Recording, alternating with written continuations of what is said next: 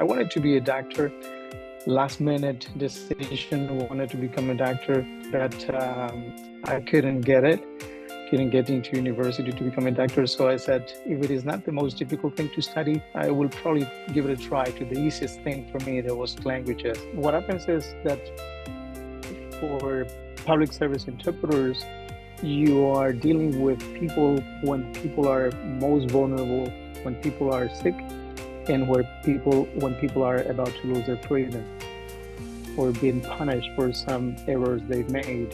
So at those moments, people are very, very vulnerable, and vicariously, you tend to suffer those moments and those kind of stressful situations people are going through as well, because you can't help it. You are just there. You're interpreting for a doctor, a mother who has a baby with cancer, and you are not prepared for that. Not typically, not young people, not when you're 22, when you're 25.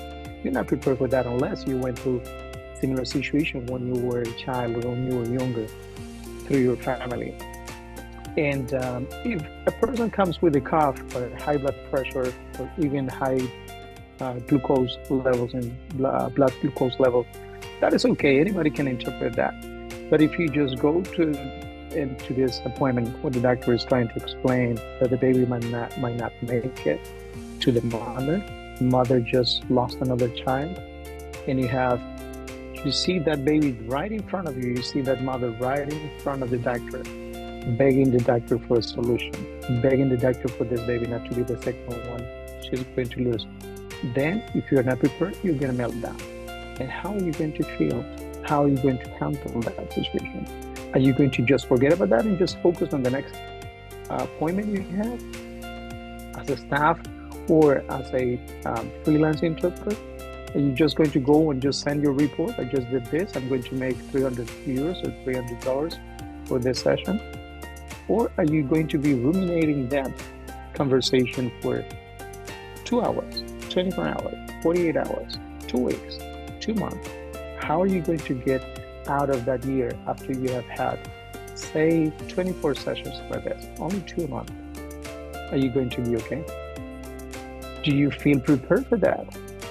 And you have to feel frightened, or you have to feel is just eager to get prepared, just to get ready for that moment. We were not ready to interpret first. We only knew the languages. We were only bilingual, half or semi-bilingual.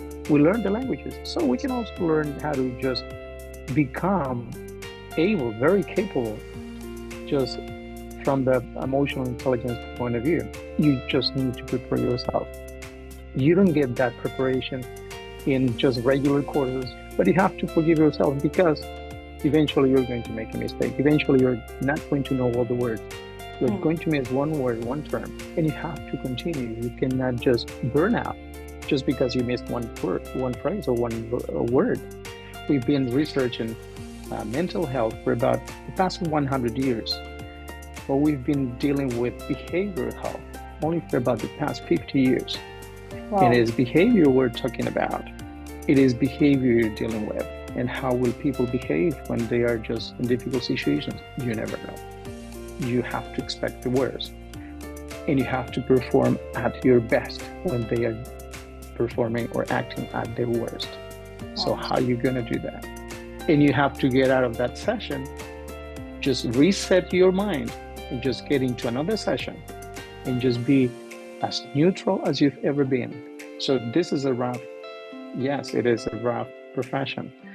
But if you are able to train yourself, if you're able to attend training to develop the skill set, you're the one. I mean, people are waiting for you. You have to come on board, because there are not too many of us.